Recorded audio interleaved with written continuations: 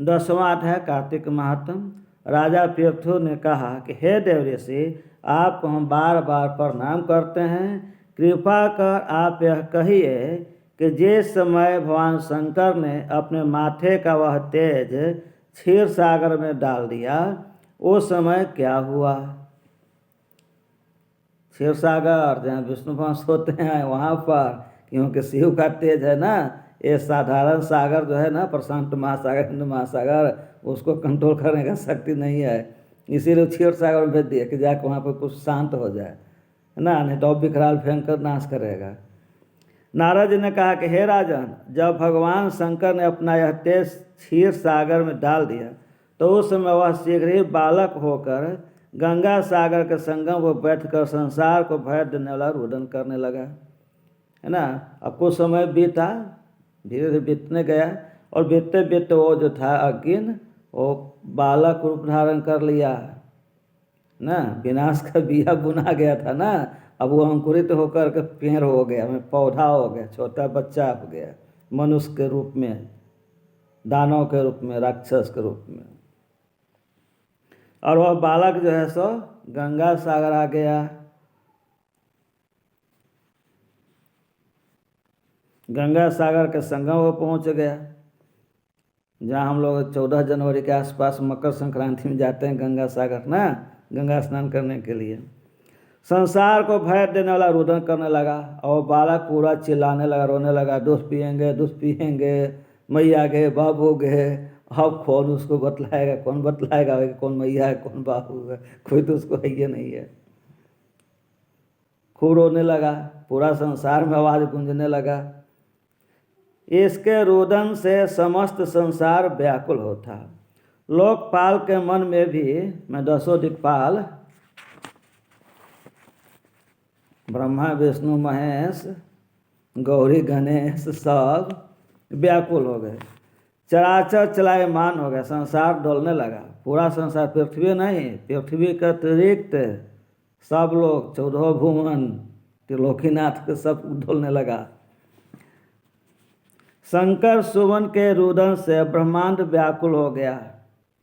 समस्त देवता और ऋषि मुनि व्याकुल होकर के लोक पितामह श्री ब्रह्मा जी के शरण में गए।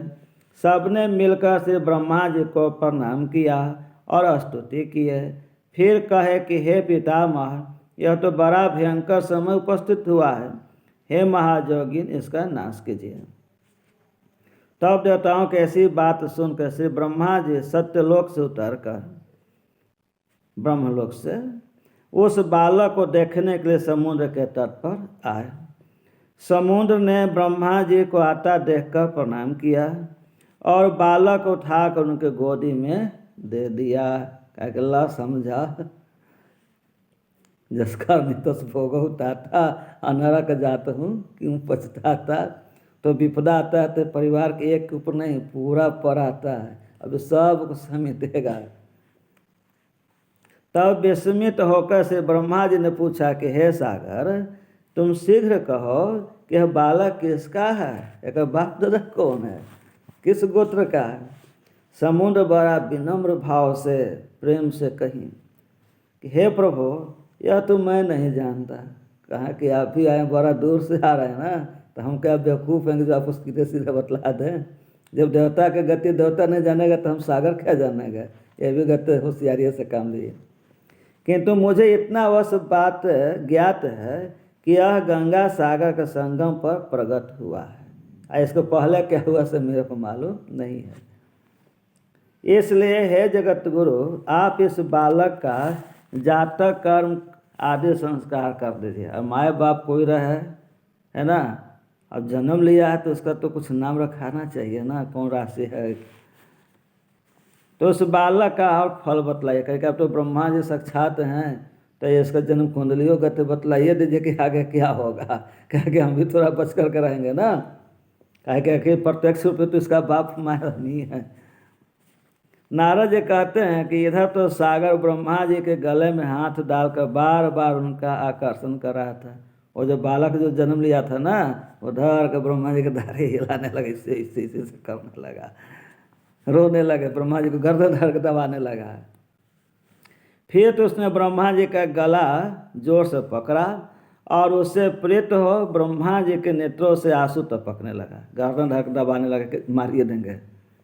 किसी प्रकार से ब्रह्मा जी अपने दोनों हाथ से उसका दोनों हाथ को पकड़ कर कर अपना गर्दन को छुरा लिए और फिर सागर से बोलेंगे, सुनो कहानी अब आ गया। हे सागर सुनो, मैं तुम्हारे पुत्र का जातक फल कहता हूँ। मेरे नेत्रों से जो यह जल निकला है इसी कारण इसका नाम जलंधर होगा। यह उत्पन्न होने के साथ ही तरुण हो गया है ना। भगवान शिव जी का वरदान है कि राक्षस जन्म लेगा तो सियाना हो जाएगा, माँ का दूध पीने की जरूरत नहीं है, बिना दूध पी ले बड़का हो जाएगा। तो ये भी बड़का होके हो गया, जन्म ले आया, बड़ा हो गया, विशाल का शरीर। माने हाँ, जैसे मनुष्य का बच्चा जो 12-13-14 साल का रहता है ना, उस तरीक़ा से। लेकिन उन लोग का जाति और आकार प्रकार से और बहुत ज़्यादा होता है राक्षस लोग का। हम मानव से तुलना नहीं कर सकते, हम लोग से 10 गुना 20 गुना होते हैं। यह उत्पन्न होने के साथ ही तरुण हो गया। इससे यह सब शास्त्रों का पारगामी महापराक्रमी, यह बहुत बड़ा विद्वान होगा ना। सब धर्मशास्त्र को जानेगा, चारों वेद, 18 पुराण और उपनिषद जितना सब। महावीर होगा, बहुत बलशाली होगा, जवान होगा, लेकिन नहीं रहेगा, सियान भी होगा। महायोद्धा होगा, रण दुर्मद होगा, और एक युद्ध में इसको कोई नहीं हरा सकता। यह बालक सब दैत्यों का अधिपति होगा, मैं दैत्यराज होगा, सब दैत्यों का ही राजा बनेगा। और भगवान विष्णु को जीतने वाला होगा। यह अपना पराक्रम से सब देवता को जीत लेगा, यहाँ तक कि भगवान विष्णु को भी जीत जाएगा ना, उनको भी युद्ध में हरा कर पराजित कर देगा। तथा यह कहीं भी न हारेगा। एक भगवान शंकर को छोड़ के यह सबसे अबद्ध होगा, है ना, इसको कोई नहीं हरा सकता है। हालांकि भगवान भोलेनाथ के द्वारा इसका मृत्यु होगा, है ना, उन्हीं से ही हार सकता है, बाकी किसी से हार रहेगा नहीं। जहाँ से उत्पन्न हुआ है फिर वहीं को जाएगा, जहाँ से आया है वहीं जाएगा। भगवान शिव का अंश है तो यह भगवान शिव में ही विलीन हो जाएगा। इसकी स्त्री जो है सो पतिव्रता नारी होगी और सौभाग्यशालिनी होगी, सर्वांग सुंदर होगी, एकदम विश्व सुंदरी से भी ज़्यादा होगी, परम मनोहर, है ना, एकदम मन को हरने वाली होगी, मिष्ट भाषणी प्रिय वादिनी होगी, मीठा बोलने वाली होगी, शील स्वभाव सब खूब बढ़िया होगा। नारद जी कहते कि हे राजन, सागर से ऐसा कहकर ब्रह्मा जी ने शुक्राचार्य को बुलाकर उनके हाथों से बालक का राज्याभिषेक कराया, है ना। दैत्य गुरु शुक्राचार्य को बुलाए, जो आकाश में पूर्व दिशा में उगे हुए हैं, तो उनको बुला कर उसको राज्याभिषेक करा दिए, दैत्यों का राजा बना दिए और ब्रह्मा जी चले गए। फिर तो बालक को देखकर सागर बड़ा प्रसन्न हुआ, चलो मेरा बेटा बड़ा बढ़िया हो गया। घर आ गए, कितने ही उपाय से उसका पालन कर उसको पुष्ट किया। फिर काल नेम नामक असुर को बुलाकर उसका वृंदा नाम की कन्या से सविधि विवाह कर दिया। तो काल नेम नाम का राक्षस को बुलाए, उसकी पुत्री काफ़ी अच्छी थी, खूब सुंदरी थी, सब तरह से अच्छी थी, जितना आगे चर्चा किया गया सारा गुण उसमें थी। उसी से इसका जलंधर का शादी विधिवत करा दिया गया। उस विवाह में बड़ा उत्सव हुआ न, देव दानव राक्षस नर नाग खग प्रेत पितर गंधर्व देवो महादेव देव सब आए हुए थे। श्री शुक्राचार्य के प्रभाव से स्त्री सहित जलंधर दैत्य राज बन करके दैत्य लोक पर राज करने लगा। बोलिए शंकर भगवान की जय, लक्ष्मी नारायण की जय, नारद तीर्थ की जय, कार्तिक महात्म की जय। लाइक शेयर और सब्सक्राइब करें, अच्छी कमेंट करें, गलती हो तो बताएं, सुधार करेंगे। शंकर दयाल मिश्र, आदित्यपुर।